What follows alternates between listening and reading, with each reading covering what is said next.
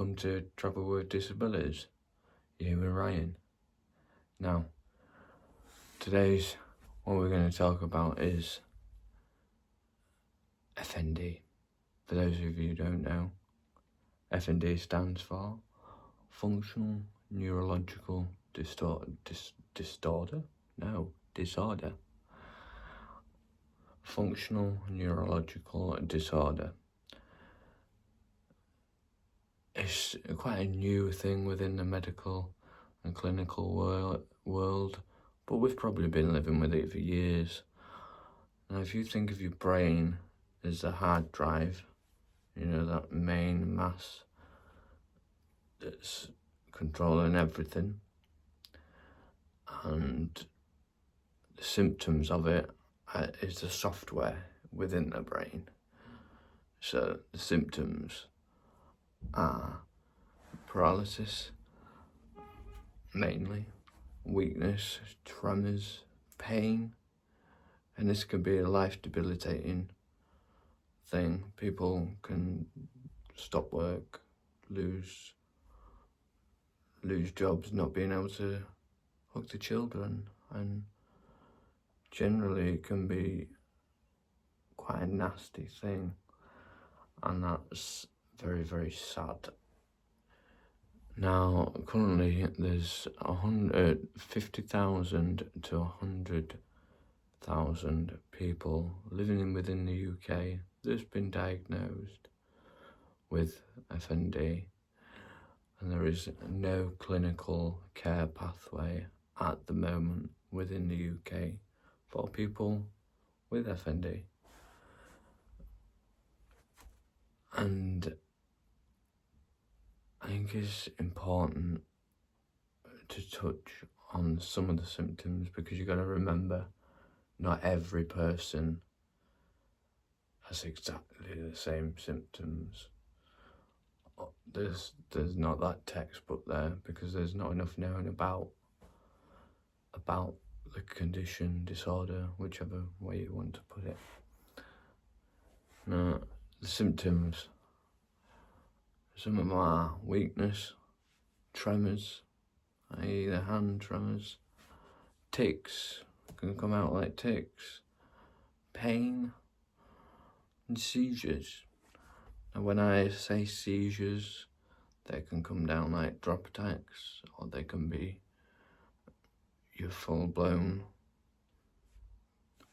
tonic-clonic seizures. However, there's nothing medically that they can do, as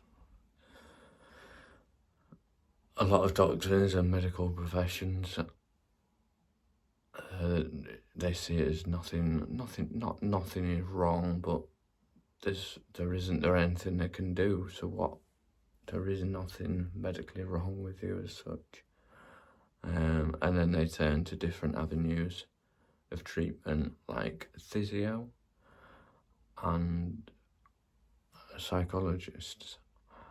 For some people this works. Personally, me, when I have a flare up of it, I go quadriplegic, so I end up holding the bed up for probably about 4 weeks, because I become fully dependent on those care staff that do a fantastic job, and obviously intense physio until I get my balance and my body starts to recover. I also suffer from pains and cramps like everybody in society does. But hey, that's the way life goes, isn't it? We're all dealt something in life.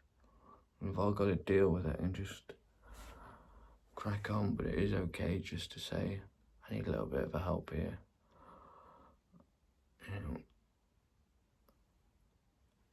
And I want to touch on something as well.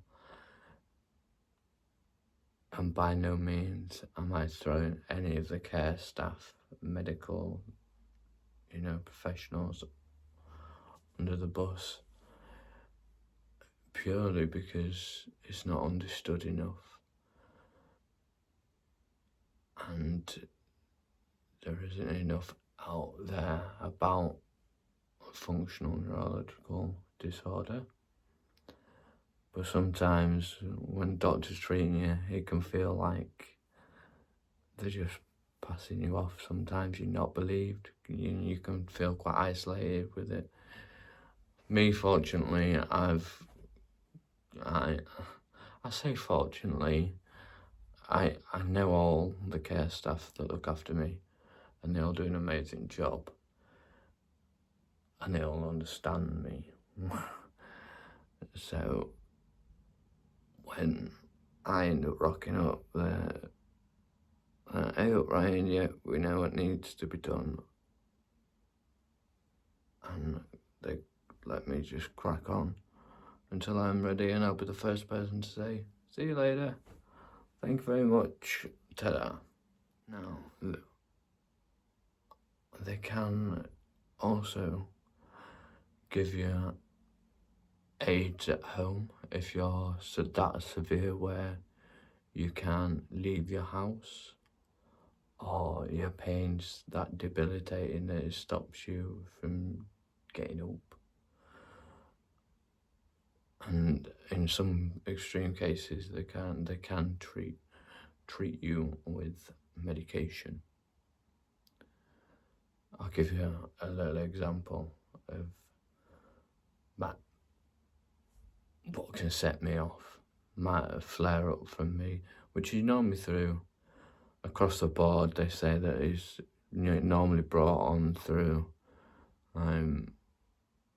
past traumas, experiences, stress, tiredness, and other neurological disorders, conditions flaring up and causing you to develop this FND.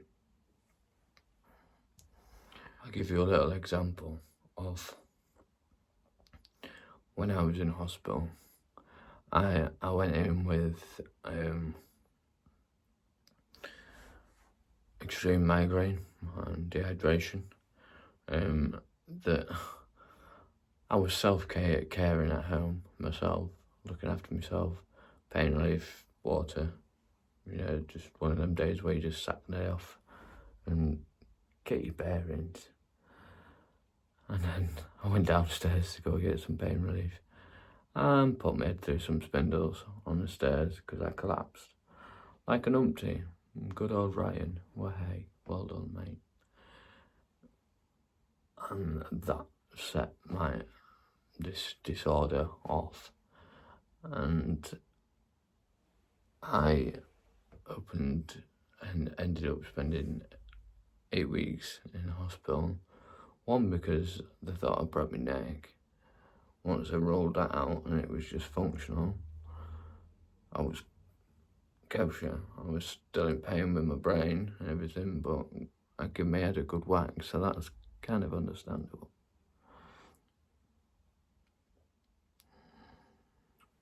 But you do feel like you're not understood sometimes, and that hurts when you're genuine and you're there for a real reason. It can be quite disheartening when doctors say,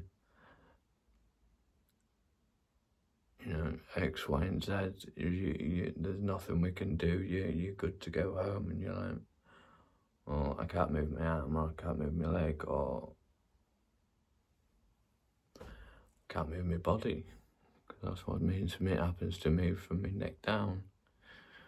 I can only talk from my experience, but from groups that are out there, obviously, so all different social media platforms tend to have groups, and one certain platform, they have groups, and I'm part of it, and I'm able to help in that sense and give advice on what helps me. Might not help you though. So just, if you're clicking on because you have this condition, then please drop us a comment and like, and let us know what your symptoms are and what troubles you have with it. As I say, the NHS don't have a current clear care pathway at the moment. However, within regions it is becoming more recognised, and I think that's very, very important. But not necessarily understood. So doctors can talk, yes, Y, X, Y, Z, but we can't do anything. So until your symptom, what normally happens, where I end up, they don't leave you, but obviously they look after you fantastically, but they let you crack on, help you, aid you with physio, or depending on how, if you're in a vulnerable state or your social issues, they'll sort that out and then get you back into society until your next flare up, which, fingers crossed, will be very soon, or ever. I hope this helps for you today. I hope you're able to move forward. If you like my content, then drop us a like, subscribe, and the old bell for notifications. You can look forward to my next video being actually travelling with a disability and what it's like. Till next time, ciao.